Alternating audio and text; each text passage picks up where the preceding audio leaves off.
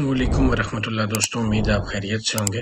अच्छा, आज जो है आज हम लोग क्वेश्चन नंबर जो है 4 करने जा रहे हैं और ये जो है सेकंड ईयर का एक्सरसाइज 1.1 है। हम यहाँ पे लिख देते हैं ताकि आपको जो है साथ साथ पता चलता रहे कि हम कौन सी एक्सरसाइज या कौन से क्वेश्चन पे मौजूद हैं। तो हम लोग अभी एक्सरसाइज 1.1 और क्वेश्चन नंबर 4 जो है करने जा रहे हैं। ठीक है जी। अच्छा, इस क्वेश्चन में लिखा हुआ है कि find the domain and range of the function defined below. ठीक है जी, कि आपने इसकी एक तो फाइंड करनी है डोमेन और एक फाइंड करनी है रेंज। हम लोग पहले सबसे पहले ये समझ लेते हैं कि डोमेन या रेंज होती क्या है। ठीक है जी, हम ना ये यहाँ पे इस तरह से एक लाइन लगाते हैं ताकि हम लोग एक साइड पे अपना रफ वर्क जो है वो कर सकें। ठीक है, हम यहाँ से इधर यूँ लाइन लगा लेते हैं, पहले कलर सेलेक्ट कर लेते हैं। ठीक है, अच्छा जी, ये यहाँ पे हम लोग लेट से लाइन लगाते हैं इस जगह पे, यानी कि इससे इस साइड पे हम लोग अपना रफ वर्क कर लिया करेंगे। ठीक है। अच्छा दोस्तों, देखो यहाँ पे ना आपके पास जो डोमेन और रेंज क्या होती है, मैं आपको एक बात समझाता हूँ। देखिए, ये ना एक मशीन है। ठीक है, ये समझ लें आप, एक मशीन है।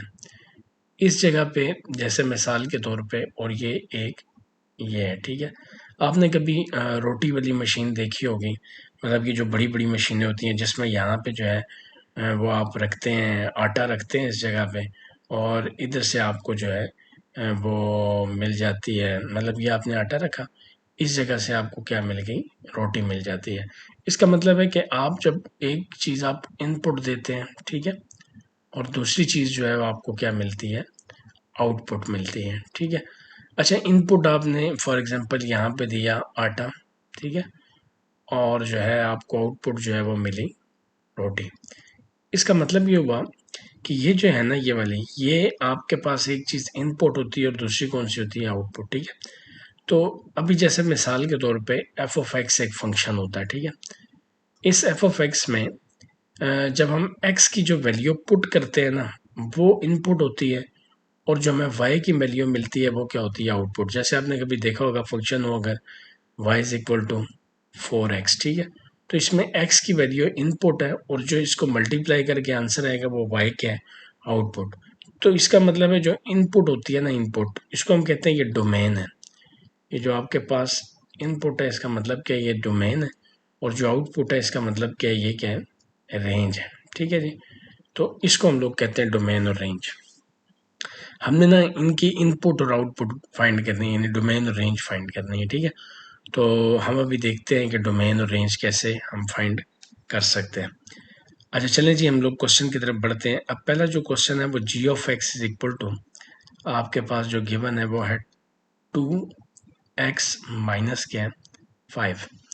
अच्छा, अब देखें डोमेन में ना आपने जो है क्या देखना है कि हम कौन कौन सा नंबर इसमें पुट कर सकते हैं। ठीक है, अच्छा, कौन कौन सा नंबर पुट कर सकते हैं, इससे क्या मुराद है, इससे मुराद क्या है, देखें बात सुने।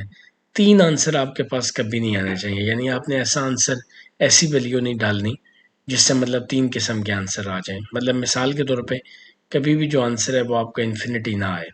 इन्फिनिटी आएगा तो आप समझ लें कि आप उसको सॉल्व नहीं कर सकते। ठीक है, या 0/0 ना आए, ये भी नहीं आना चाहिए। या कभी ना अंडर रूट के अंदर कोई नेगेटिव नंबर ना आए, -1, -3, मतलब ये 3 बातों का आपने ख्याल रखना है। ठीक है, एक तो ये कि आंसर कभी इन्फिनिटी ना आए, दूसरा 0/0 ना आए, और तीसरा कभी ना अंडर रूट के अंदर नेगेटिव नंबर ना आए। क्योंकि अगर अंडर रूट के अंदर नेगेटिव नंबर आता है तो इसका मतलब है वो कम्प्लेक्स बन जाएगा, वो नहीं आना चाहिए। ठीक है, अच्छा, अब आप देखें यहाँ पे ना g of x is equal to 2x minus 5 है। अच्छा दोस्तों, इस सवाल में आपने ये करना है, आप इसमें कोई भी वैल्यू पुट कर सकते हो। ठीक है, मतलब कोई भी वैल्यू आप पुट करना चाहें वो कर सकते हैं। ऐसा क्यों होता है, मतलब आप कोई भी वैल्यू क्यों पुट कर सकते हैं। देखें यहाँ पे ना हम देखें मिसाल के तौर पे, ना तो किसी नंबर को पुट करने से आपके पास यहाँ पे जो है वो आ सकता है नेगेटिव वैल्यू, अंडर रूट में नेगेटिव आ सकता है, और ना ही जो है कभी इन्फिनिटी आ सकता है। देखिए इन्फिनिटी कब आता है, इन्फिनिटी तब आता है जब मिसाल के तौर पे आपके पास कोई वैल्यू डिवाइडेड में हो, जैसे ऐसे कोई वैल्यू x/3x हो +1, ऐसे ऐसे को डिवीजन में वैल्यू हो, फिर तो इन्फिनिटी आ सकता है। ठीक है, या अगर कभी अंडर रूट वाली वैल्यू हो तो नेगेटिव आ सकता है, ये दोनों नहीं है। तो जब कभी सीधी सीधी वैल्यू हो ना, बिल्कुल सीधी सीधी वैल्यू हो, तो आपने उसके अंदर डायरेक्ट जो है वो डोमेन लिखनी है जब सीधी सीधी वैल्यू हो, यानी कि डिवाइडेड में भी ना हो और जो है अंडर रूट में भी ना हो, तो उसकी डोमेन डायरेक्ट जो है ना वो रियल नंबर लिख देना है। या और इसको ना कुछ लोग माइनस इन्फिनिटी से लेके प्लस इन्फिनिटी तक भी लिखते हैं, ये दोनों हो सकता है। ठीक है, आप ये ना लिखें ये लिखते हैं, ये ना लिखें ये लिखते हैं। ठीक है जी।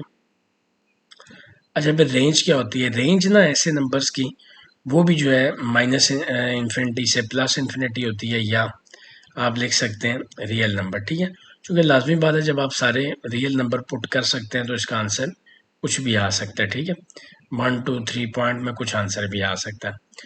अच्छा दोस्तों, अब इसका जो नेक्स्ट क्वेश्चन है ना, इसमें ज़रा आपको कॉन्सेप्ट समझ आएगा कि डोमेन और रेंज का क्या होता है। जैसे ये क्वेश्चन है एक्स स्केयर -4, ये एक आपके पास क्वेश्चन है। ठीक है, मैं कलर ज़रा इसका चेंज करता हूँ मार्कर का। ये अब आपके पास क्वेश्चन है, इसकी अभी हमने डोमेन और रेंज फाइंड करनी है। अब ज़रा एक बात समझिएगा, हम देखते हैं कि कौन से ऐसे नंबर हैं कि जिनके पुट करने से इसके अंदर नेगेटिव आ जाए। देखिए, जैसे मिसाल के तौर पे आप ना इस तरह करें कि इसके अंदर -1 0 और 1, ये तीन वैल्यूज़ अगर आप पुट करके देखें ना, तो इससे इसका आंसर नेगेटिव आ जाएगा। ठीक है, जैसे मैं आपको बताता हूँ, मैं कोई एक वैल्यू इसमें से आपको पुट करके बताता हूँ कैसे। जैसे इस एक्स की जगह अगर मैं -1 पुट करूँ तो ये -1 का स्क्वायर आएगा -4। अच्छा, -1 का स्क्वायर +1 हो जाएगा -4, तो ये क्या आ जाएगा √-3। यानी मैंने आपको बताया कि अगर इन तीन नंबर में से आप कोई भी एक नंबर पुट करोगे तो इसका आंसर अंडर रूट में क्या आ जाएगा, नेगेटिव, जो कि नहीं आना चाहिए। तो इसका मतलब यह है कि जिन नंबर से नेगेटिव आएगा वो हम डोमेन में नहीं लिखेंगे। अब मैं डोमेन लिखने जा रहा हूँ, तो डोमेन में मैं ये लिखूंगा कि जो आपकी माइनस इन्फिनिटी से जो डोमेन शुरू हो रही है ना, वो जाके रुकती है -2 तक। ठीक है, अच्छा देखिए, इन दोनों ब्रैकेट में फ़र्क क्या है। मैं एक साइड पे ये ब्रैकेट लगाता हूँ, एक साइड पे ये जो यूं ब्रैकेट होती है ना इस तरह वाली, इसका मतलब होता है ये वाला नंबर बीच में शामिल है, यानी ये वाला नंबर हम पुट कर सकते हैं। और ये जो यूं वाली है, इसका मतलब है ये नंबर शामिल नहीं है। आपको पता है डोमेन में इन्फिनिटी कभी भी नहीं आता, इसलिए मैंने ये यूं करके लिखा है, साथ ये ब्रैकेट लगाई है। और -2 अगर हम इधर पुट करते हैं तो आंसर 0 आ जाएगा। तो 0 से कोई फ़र्क नहीं पड़ता, 0 बेशक आए, मैंने आपको कहा बस 0 पे 0 ना आए। ठीक है, अच्छा एक तो ये डोमेन हो गई। अच्छा, फिर -1 0 और 1 शामिल नहीं है, तो इसका मतलब है कि आपने फिर 2 से शुरू करना और कहाँ तक जाना है, प्लस इन्फिनिटी तक। ठीक है, अगर हम ये और ये वैल्यू पुट करेंगे तो इसका आंसर कभी भी अंडर रूट में नेगेटिव नहीं आएगा, तो ये इसकी डोमेन हो जाएगी। ठीक है, अब हम इसकी देखते हैं रेंज। रेंज हमेशा याद रखिएगा कि जो अंडर रूट वाला नंबर होता है ना कोई भी, ठीक है, उसकी हमेशा पॉजिटिव रियल नंबर आती है। ठीक है, रेंज, वजह मैं आपको बताता हूँ ऐसा क्यों होता है, या आप इसको यूँ भी लिख सकते हो, 0 से लेके प्लस इन्फिनिटी, ये दोनों लिख सकते हो पॉजिटिव रियल नंबर के लिए। ठीक है, अच्छा ऐसा मैं क्यों कह रहा हूँ कि यहाँ पे जो है आपके पास कभी भी इसकी जो वो डोमेन है, रेंज कभी भी इसकी नेगेटिव नहीं आएगी। देखो, हम लोग तो ये खुद कोशिश कर रहे हैं ना कि हमने ऐसा नंबर पुट ही नहीं करना जिससे अंडर रूट के अंदर नेगेटिव आए। तो जब नेगेटिव आएगी नहीं तो फिर इसका आंसर कैसे नेगेटिव आ सकता है, और अगर आंसर नेगेटिव नहीं आ सकता तो रेंज कैसे नेगेटिव हो सकती है। ठीक है, तो असल में जो आंसर होता है ना, ये असल में रेंज होती है। ठीक है, अब आप ना ये अगला क्वेश्चन देखने जा रहा हूँ जी, बिल्कुल यहाँ पे। अब देखें, ये 3 पार्ट है। ठीक है, ये जी ऑफ एक्स जो है अब आपके पास है √x+1। अभी हमें इसके अंदर बताना है कि इसकी डोमेन और रेंज क्या है। देखो, मैंने आपको कहा था कि कभी भी आप ऐसा नंबर नहीं पुट करो जिससे नेगेटिव आए। ठीक है, तो अब जो मैं डोमेन है वो इसकी लिखूंगा। देखो, अगर इधर मैं -1 पुट करता हूँ ना, तो ये -1 + 1 क्या हो जाएगा, 0 हो जाएगा। अच्छा, अगर मैं -2 पुट करता हूँ तो -2 + 1 अंडर रूट में क्या आ जाएगा, माइनस आ जाएगा। अगर मैं पुट करता हूँ -3, फिर भी माइनस आएगा। -4 पुट करता हूँ, फिर भी माइनस आएगा। इसका मतलब अब यहाँ पे जो डोमेन है ना, मैं -1 से शुरू करूँगा, चूँकि आपको पता है मैं -1 शामिल कर सकता हूँ, चूँकि -1 की इधर पुट करने से आंसर पॉजिटिव ही आएगा, इसलिए मैं ये वाली ब्रैकेट लगा रहा हूँ। इसका मतलब है ये इसमें शामिल है। अच्छा, और ये प्लस कहाँ तक जाएगी, इन्फिनिटी तक। ये तो हो गई आपके पास डोमेन। अब रेंज मैंने आपको कहा था कि हमेशा इसकी माइनस इन्फिनिटी से लेके प्लस इन्फिनिटी तक होगी। ठीक है, सॉरी माइनस इन्फिनिटी नहीं, मैं यहाँ पे थोड़ी सी मिस्टेक हो गई, इसको हम रेज कर लेते हैं 0 से लेके। 0 इसलिए चूँकि आपको पता है कि इसका आंसर जब भी आएगा वो हमेशा क्या आएगा, पॉजिटिव ही आएगा। ठीक है, यहाँ पे ना हम लोग इस तरह से करते हैं, चूँकि 0 इसमें शामिल है तो ये वाली ब्रैकेट लगाएंगे। ठीक है, अच्छा ये तो था दोस्तों आपके पास थर्ड क्वेश्चन। अब हम लोग चलते हैं 4 की तरफ। अच्छा, अगर इस तरह का नंबर क्वेश्चन हो मॉड वाला, जिसके गिर्द जो है मॉड हो, तो इस सूरत में क्या होता है? अच्छा, इस सूरत में ना देखो, इसमें सारे नंबर आप पुट कर सकते हो, ठीक है। तो इसका जो डोमेन है वो तो होगी रियल नंबर, ठीक है, या आप इसको माइनस इन्फिनिटी प्लस इन्फिनिटी लिख सकते हो, ठीक है। लेकिन रेंज में ना इसका थोड़ा सा आपको याद रखना पड़ेगा कि देखो, इस मॉड की वजह से ना, मॉड ये करता है कि अगर आपका आंसर फॉर एग्जांपल नेगेटिव आ भी रहा है, तो उसको क्या कर देगा, पॉजिटिव कर देगा। तो इसकी जो रेंज है वो ज़ीरो से स्टार्ट होगी और प्लस इन्फिनिटी तक जो है वो क्या होगी, जाएगी, ठीक है। तो ये इसकी रेंज होती है। अच्छा दोस्तों, अभी हम लोग जो नेक्स्ट क्वेश्चन है वो देखते हैं, लेकिन नेक्स्ट क्वेश्चन के लिए हमें थोड़ी सी जगह जो है ज़्यादा चाहिए होगी, इसलिए हम लोग अगले पेज पे चलते हैं। अब यहाँ पे देखें, क्वेश्चन है जी ऑफ एक्स। ये ना क्वेश्चन देखने में थोड़ा खतरनाक इसलिए लगता है कि ये पीस वाइज फंक्शन है। पीस वाइज उसको कहते हैं जो फंक्शन दो हिस्सों में हो, ठीक है जी। ये ना आपके पास पीस वाइज फंक्शन है, दो हिस्सों में है। अब हम सबसे पहले ना इसकी डोमेन फाइंड करते हैं, ठीक है। डोमेन क्या होती है? अच्छा, डोमेन में ना यहाँ पे इनके साथ एक बड़ी इंटरेस्टिंग चीज़ बताई होती है। ये देखें, ये 60 डोमेन बताई होती है, ये अब डोमेन दी है। इसमें कहा जा रहा है कि x की वैल्यू हमेशा लेस देन -2 होगी, ठीक है जी। यानी कि -2 होगा और -2 से लेस होगा, क्यों? चूंकि ये साथ नीचे इक्वल भी लगा हुआ है, यानी -2 भी होगा और -2 से लेस भी होगा, यानी माइनस इन्फिनिटी से -2 और ये साथ में क्या होगा, शामिल, ठीक है, यूनियन। फिर कह रहा है -2 नहीं होगा, यानी x इज ग्रेटर देन -2। तो ग्रेटर देन -2 का मतलब ये है कि आप ना इसको यूं अगर लिखेंगे तो ये आपको ज़्यादा बेहतर जो है ना, मैं समझता हूँ कि लगेगा कि यहाँ पे ना आप इसकी ये ब्रैकेट डालें। लेकिन यहाँ पे -2 शामिल था तो मैंने ये वाली ब्रैकेट डाली। इधर कह रहा है कि -2 से बड़ा है, यानी कितना बड़ा है, प्लस इन्फिनिटी तक बड़ा है। तो इसको हम लोग, ये तो हो गई हमारे पास डोमेन, ये बात आपको समझ आ गई होगी। अच्छा, इन क्वेश्चंस की ना जब आप रेंज निकालते हो ना, रेंज थोड़ा सा ज़रा एक इंटरेस्टिंग काम है। देखो बात समझो, ये अब आपके पास क्वेश्चन है ना, ये जैसे आपके पास दिया हुआ है 6x + 7। अब देखो यहाँ पे लिखा हुआ है कि -2 इसके अंदर क्या है, मतलब कि ये ज़रा हम थोड़ा सा समझते हैं। जैसे -2, x इज लेस देन -2, ठीक है, और इक्वल भी है, यानी -2 शामिल है। इसका मतलब है -2 शामिल है तो -3 शामिल नहीं होगा, ठीक है। तो यहाँ पे अब 6 3 सर क्या हो जाएगा, तकरीबन आप ये समझ लें कि आपके पास आ जाएगा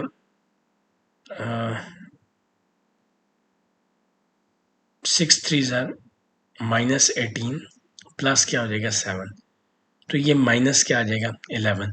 यानी कि आप ये समझ लें कि रेंज के अंदर ना -11 से इधर इधर नंबर होंगे, ठीक है। मतलब अभी देखो, आप ज़रा इस बात को समझने की कोशिश करें।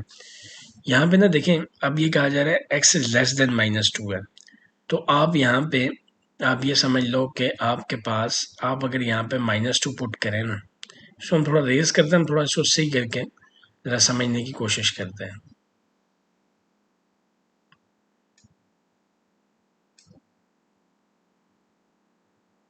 जी। तो मैंने आपसे कहा कि जो रेंज है ये थोड़ी सी इंटरेस्टिंग चीज़ है, इसको थोड़ा सा सही करके समझना पड़ेगा। मैंने आपको ये कहा था ना कि अभी देखें 6x + 7 है, इसमें ये कहा जा रहा है कि x जो है वो लेस देन -2 से है।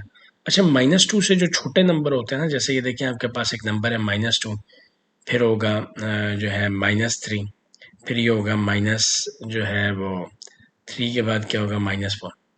अच्छा, अब ये जो -3 है और -4 है ना, ये 2 से लेस है, यानी कि ये फंक्शन इस तरफ जा रहा है, ठीक है। तो इस तरफ जाने का मतलब ये है कि अब हम देखते हैं इसके आंसर क्या आ सकते हैं। आपने क्या करना है, ये जो डोमेन में इधर नंबर होगा ना, ये आपने इधर लगाना है, ठीक है। तो ये आपके पास आ जाएगा -12 + 7, तो ये आ जाएगा -5। तो इसका मतलब ये हुआ कि रेंज के अंदर ना आपके पास माइनस इन्फिनिटी से लेके -5 तक नंबर आ सकते हैं, ठीक है। जब आप इसमें वैल्यू पुट करेंगे तो ये ऐसे नंबर आएंगे, ठीक है। इसी तरह से यहाँ पे, अच्छा ये मैंने ये यूं इसलिए लगाया है कि -5 आ सकता है। आ सकता से मुराद ये क्यों आ सकता है, चूंकि यहाँ पे इक्वल भी लगा हुआ था, ठीक है। अब यहाँ पे x इज ग्रेटर देन -2 है, इसका मतलब है कि -2 नहीं आ सकता। तो हम लोग यहाँ पे जब -2 लिखेंगे तो हम लोग अभी देखेंगे माइनस माइनस प्लस होगा, 3 2 जा 6 और ये 10 हो जाएगा। तो अभी देखिए कि जब हम लिखेंगे ना, यानी कि 10 नहीं इंक्लूड, ठीक है, और ये कहाँ तक जा रहा है, प्लस इन्फिनिटी तक। यानी कि 10 से आगे जितनी भी वैल्यूज़ हैं वो क्या होंगी, रेंज के अंदर शामिल हो सकती हैं, लेकिन 10 जो है वो शामिल नहीं हो सकता। ये 10 क्यों नहीं शामिल हो सकता, चूँकि ये कह रहा है एक्स ग्रेटर देन -2 है, मतलब -2 नहीं है, इससे बड़ा है। तो जब हम यहाँ पे -2 क्या करेंगे, पुट करेंगे, ठीक है। तो एक बात याद रखिएगा कि जो रेंज होती है ना, रेंज वो इस डोमेन को देख के आप लोग फाइंड आउट करते हैं। तो जो चीज़ें डोमेन में नहीं है, अगर हम उसको पुट ही नहीं कर रहे तो वो तो रेंज में शामिल नहीं होंगे, ठीक है, ये बात है। अभी इससे नेक्स्ट क्वेश्चन, वो भी एक पीस वाइज फंक्शन है, उसको हम लोग देखते हैं कि वो 6 के मुतालिक। क्वेश्चन नंबर 6 आपके पास अगेन जो है वो पीस वाइज फंक्शन है, x-1 x लेस देन 3 होगा, और फिर ये 2x+1 ये होगा 3 is less than and equal to x, ठीक है। अच्छा, अब यहाँ पे ना जरा हम थोड़ा सा समझने की कोशिश करते हैं। ये देखें x इज लेस देन 3 है, आप देखें ये कहा जा रहा है कि 3 से छोटे नंबर इसमें पुट किए जा सकते हैं। इसकी जो डोमेन है वो 3 से छोटे नंबर है, यानी कि -इन्फिनिटी से लेके 3 तक है। अब देखें ये सिर्फ लेस है, ये लेस देन एंड इक्वल है, इसका मतलब है 3 यहाँ पे शामिल नहीं है, ये निचले के साथ शामिल होगा, इसलिए हम दोनों के साथ क्या लगेंगे, ये यूनियन। अब यहाँ पे 3 शामिल था तो ये लगा के साथ पहले हम बताएंगे 3 शामिल, आप आगे देखते हैं। अब ये कह रहे हैं कि x जो है ना वो ग्रेटर देन 3 है, तो ग्रेटर देन 3 का मतलब क्या है कि प्लस इन्फिनिटी जाएंगे। ये दो डोमेन, डोमेन बहुत आसान होती है, ये हमें नज़र आ जाती है। मैंने कहा था जो रेंज है ना वो आप लोग डोमेन को देख के लगाते हैं, ठीक है, वो मैं बताता हूँ कैसे। अभी देखें ये जैसे आपके पास फंक्शन है x-1, आपने जो इधर लिखा है वो पहले तो पुट करना है, 3 - 1 क्या हो जाएगा, 2, ठीक है जी। अब यहाँ पे देखेंगे 2, इसका मतलब है कि अगर 3 हम लोग जो है पुट करते हैं तो इससे 2 आएगा, तो इसकी जो डोमेन है ना यहाँ पे, अब देखिए यहाँ पे मैंने कहा था कि x लेस देन 3 है, अगर लेस देन का मतलब हमने ये माइनस इन्फिनिटी से शुरू करना है और ये कहाँ तक जाएगा, 2 तक। अच्छा, ये 2 इसमें शामिल नहीं होगा, ये ब्रैकेट लगाएंगे, क्यों नहीं होगा, कह रहे हैं कि जब 3 आएगा ना, 3 तो 3 पे ये वैल्यू आ रही है 2, तो चूंकि 3 शामिल नहीं है इसलिए ये 2 भी शामिल नहीं होगा। अगली में हम इसमें ज़रा पुट करते हैं 3 को, तो 2 3 ज़ा 6, मतलब ये जो आपके पास 2x+1 है इसके अंदर, ये इस वैल्यू के अंदर, तो ये 2 3 ज़ा 6 और +1 क्या हो जाएगा, 7। अब यहाँ पे देखें ये मैं लिखूंगा 7 प्लस इन्फिनिटी, ऐसा क्यों किया, तो ये यहाँ पे f ग्रेटर देन 3 है, तो 3 से 7 बड़ा है। मैंने ये यहाँ पे ये ब्रैकेट इसलिए लगाई चूंकि ये साथ इक्वल भी लगा हुआ है, तो इस इक्वल का मतलब है कि ये 7 क्या होगा, इंक्लूड। इधर इक्वल नहीं था, मतलब इक्वल का मतलब होता है नीचे सीधी लाइन नहीं थी, ऐसे तो आप लोग पढ़ते हैं ना इक्वल ऐसे होता है, लेकिन हम लोग लेस या ग्रेटर में नीचे एक लाइन लगा देते हैं, ठीक है, तो इसको हम लोग इक्वल से शो करते हैं, ठीक है दोस्तों। तो ये इसकी डोमेन और ये दोनों इसके पास क्या आ गई, रेंज, ये इसकी डोमेन है और ये इसकी क्या रेंज। दोस्तों उम्मीद है ये आपको अच्छे से समझ आया होगा। अब हम देखते हैं ज़रा नेक्स्ट क्वेश्चन, और फिर वहाँ पे जो है हम लोग अपना बोर्ड भी थोड़ा ऊपर करते हैं। यहाँ पे करेक्शन है, देखें बुक में ना यहाँ पे x² -3x लिखा हुआ है, आपने इसको ना इस जगह को यहाँ पे इसको करना है प्लस, ठीक है, तो ये जो है बुक में एक मिस्टेक है। अच्छा, अभी हम लोग इसको सॉल्व करते हैं। तो ये जो आपके पास सबसे पहले मैं आपको बता रहा था डोमेन, डोमेन आपको ना यहाँ पे लिखने की ज़रूरत इसलिए नहीं है चूँकि डोमेन ऑलरेडी आपको बताई हुई है।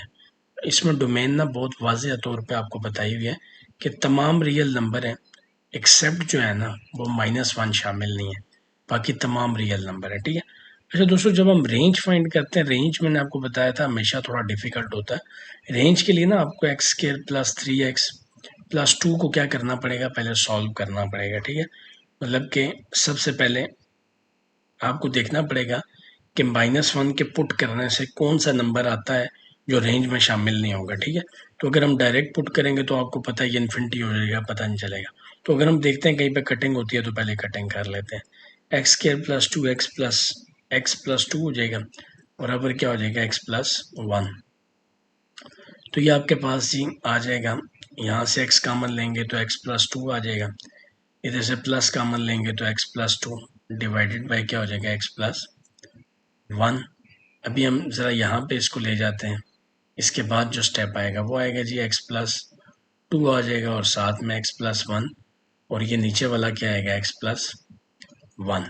तो दोस्तों ये जो है अभी आपके पास ये और ये एक जैसा कटिंग हो जाएगी, x+2 आ जाएगा।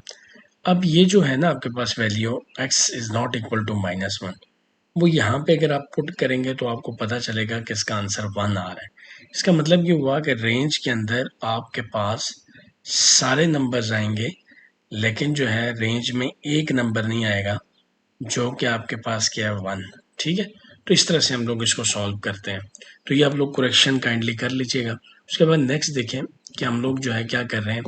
अगले 8 पार्ट जो है वो क्या है ज़रा देखते हैं। 8 पार्ट लिखा हुआ है दोस्तों, g of x is equal to x square -16 है और एक्स माइनस क्या है 4। ठीक है, अच्छा इसकी ना आगे बताया हुआ x is not equal to 4, चूंकि आपको पता है अगर हम 4 पुट करेंगे तो इन्फिनिटी आ जाएगा, इसलिए बगैर घबराए आप लोगों ने डोमेन लिख देना है तमाम रियल नंबर एक्सेप्ट जो है 4। ठीक है, माइनस का मतलब होता है इसमें से ये 4 निकाल दें। ठीक है, माइनस का मतलब ये नहीं है कि ये 4 के साथ साइन है, no not at all. Minus का मतलब है ये 4 क्या करें, निकाल दें। ठीक है, ये ब्रैकेट के अंदर वो नंबर होगा जो निकालना है। अच्छा मैंने आपको कहा था जब हम लोग रेंज देखेंगे तो रेंज के लिए ना हम लोगों ने यहाँ पे सबसे पहले क्या करना होता है, इसको सॉल्व करना होता है। हम देखते हैं कि इस 4 के पुट करने से कौन सा नंबर है जो रेंज में नहीं आएगा।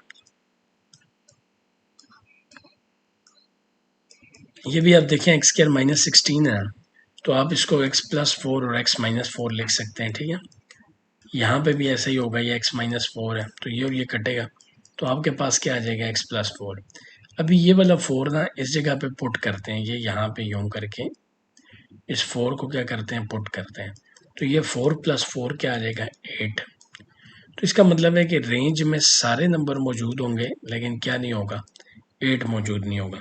तो दोस्तों ये जो है ना कॉन्सेप्ट था डोमेन और रेंज का। ठीक है, कि किस तरह से हम लोग डोमेन एंड रेंज जो है फाइंड आउट कर सकते हैं। क्वेश्चन नंबर 5 में लिखा हुआ है कि आपके पास जो एफ एक्स है वो इक्वल है x³ - ax² प्लस bx+1 के। ये क्वेश्चन नंबर 5 लिखा हुआ है। ठीक है, इसमें कहा जा रहा है कि आप लोगों ने एक तो f2 फाइंड करना है सबसे पहले। ठीक है, अच्छा दोस्तों यहाँ पे देखें f2 जो है ना फाइंड करना है। अच्छा f2 जब हम फाइंड करेंगे तो जहाँ जहाँ पे x है वहाँ पे क्या लगाएंगे 2, तो ये आ जाएगा, ये हमने लगाया 2, तो ये आपके पास आ जाएगा f(2) इज इक्वल टू 2 का क्यूब 8 हो जाएगा, ये 2 स्क्वायर 4 हो जाएगा प्लस 2b प्लस 1। अच्छा अब 8 - 4a प्लस 2b प्लस 1, यानी अगर हम लिखना चाहें तो f(2) को हम ये लिख सकते हैं कि ये आपके पास है 9 - 4a प्लस 2b। अच्छा दोस्तों देखो यहाँ पे ना इसने ये भी बताया हुआ है कि ये जो f2 है ना ये असल में इक्वल किसके है, -3 है, इसलिए मैं इस f2 को यहाँ पे क्या लगा रहा हूँ, -3। ठीक है, तो ये अगर इधर आ जाए -3 तो ये बन जाएगा, ये इधर आके प्लस हो जाएगा, तो ये 3 + 9 - 4a प्लस 2b, तो ये आपके पास आप समझोगे 0 इज इक्वल टू आ जाएगा 12 - 4a प्लस क्या आ जाएगा 2b।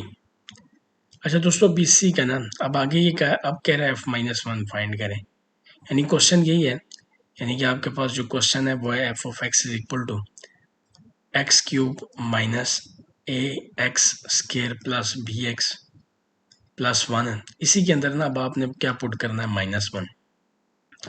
जब हम दोस्तों यहाँ पे -1 पुट करेंगे तो ये आपके पास जिधर जिधर x³ मतलब x है वहाँ पे क्या लगाएंगे, -1, तो ये स्केयर आ जाएगा, तो ये आपके पास -1 प्लस 1 आ जाएगा। ठीक है, इसको स्केयर ज़रा बड़ा करके हम लिखते हैं, तो ये f(-1) ये वैल्यू आ जाएगी, -1 का क्यूब -1 होता है, स्केयर 1 होता है। ठीक है, और ये minus plus minus b plus 1 हो जाएगा, ये और ये आपस में क्या होंगे, कट जाएंगे, तो f-1 जो है ये आ जाएगा -a - b के। अच्छा दोस्तों अब f-1 को कहा जा रहा है कि ये किसके इक्वल है, 0 के, तो इसकी जगह हम लोग क्या लगाएंगे 0, तो -a - b ये किसके इक्वल आ जाएगा, 0 के। अच्छा दोस्तों हम लोग पता क्या करते हैं, अब यहाँ पे ना ये आप इसको ले लो कि ये वाली जो है इक्वेशन नंबर है 1 और इसको ले लो कि इक्वेशन नंबर क्या है 2। ठीक है, अब ना ये देखो यहाँ पे अगर ये माइनस है b तो उधर जाके क्या हो जाएगा प्लस, तो यानी कि b इज इक्वल टू क्या हो जाएगा -a, यानी कि इसको अब b इज इक्वल टू क्या हो जाएगा -a। अब आपने ना b की वैल्यू इस इक्वेशन में पुट करो, ये जो आपके पास थी ना 0 is equal to 12 - 4a plus 2b, इसकी जगह पे ना हम लोग इसको क्या करते हैं, पुट करते हैं। अच्छा पुट करते हैं तो कैसे करते हैं, ये 12 - 4a प्लस b की वैल्यू क्या थी, -a, तो हम यहाँ पे पुट करते हैं, तो ये आपके पास अब जो आ जाएगा, ये आएगा 0 इज इक्वल टू 12 माइनस 6 है। यदि ये -6 से इधर आके प्लस होगा तो ये आ जाएगा 12। अच्छा, अब ये जो है 6 इधर मल्टीप्लाई हो रहा है तो इधर क्या हो जाएगा, डिवाइड। तो ए की वैल्यू जो है वो क्या आ जाएगी, 2। अभी देखें ए की वैल्यू ना क्या आ गई है, 2। अब देखें दोस्तों, यहाँ पे मैं लिख देता हूँ ए की वैल्यू है 2 और बी किसके इक्वल था, -1 के। तो बी की वैल्यू इसका मतलब है क्या हो जाएगी, -2। तो ये जो है ना इसका सोल्यूशन है और ये इसका क्या हो जाएगा, आंसर आ जाएगा। यानी इसमें हमने फाइंड ही करनी थी वैल्यू ए और बी की। अब दोस्तों इस लेक्चर का सबसे आखिरी सवाल करने जा रहे हैं। अच्छा, 6 पार्ट में लिखा हुआ है कि stone falls from a height of 60 metre. अच्छा, अब हाइट जो है ना ये आप लिख लें 60 मीटर है। इसका मतलब ये है कि एक जो पत्थर है वो 60 मीटर की हाइट से गिरता है ऑन द ग्राउंड, ज़मीन पे। The height H is given by, तो जो हाइट है एच एक्स वो इससे दी हुई है 40 माइनस 10x स्क्वायर से ये रिप्रेजेंट की हुई है, ठीक है। अब कहा जा रहा है what is the height of the stone when x is equal to 1 second. कह रहे हैं अगर x की वैल्यू 1 सेकेंड हो तो फिर हाइट कितनी होगी। अच्छा, x की मतलब 1 सेकेंड का मतलब आप इधर 1 लिखो, ठीक है। तो 40 माइनस 10 इंटू 1 का स्क्वायर 1 ही आता, तो 40 माइनस 10 ये आ जाएगा तकरीबन 30। तो जब ये 1 सेकेंड होगी तो ये कितना आ जाएगा, 30, ठीक है दोस्तों। अब हम दूसरा देखते हैं, कह रहे हैं अगर 1.5 हो तो दोबारा क्वेश्चन लिखते हैं, h of x is equal to आ जाएगा 40 माइनस आ जाएगा 10x के। तो यहाँ पे अगर ये 1.5 हो तो ये भी आपके पास हो जाएगा 1.5 का स्केयर। अच्छा, 1.5 जब आप करते हैं ना तो ये इसका जब आप स्केयर लेंगे तो ये आएगा 2.25, ठीक है। और जब आप इसको 10 को इससे मल्टीप्लाई करेंगे तो ये आ जाएगा 22.5। और जब आप इसको करेंगे 22 को 40 में से आप करेंगे माइनस, तो ये तकरीबन आप समझ लें कि 17 जो है ना 0.5 मेरे हिसाब से ऑलमोस्ट आ जाएगा, ठीक है। लेकिन आप फिर भी इसको कैलकुलेटर से कर सकते हैं। अच्छा दोस्तों, इसी तरह से ना हम लोग इसको देखते हैं, अगर ये हाइट 1.7 होती तो हम दोबारा एक दफ़ा क्वेश्चन लिखते हैं, ठीक है। तो ये हो जाएगा 40 माइनस 10x का स्केयर। तो ये आपके पास आ जाएगा h इंटू 1.7। यहाँ पे भी हम लोग क्या करते हैं, 1.7 लगाते हैं, ठीक है, ऊपर स्केयर है। तो ये 40 माइनस 10 ये आ जाएगा 2.89, ठीक है। मतलब ये जब हम स्केयर 1.7 का ओपन करेंगे।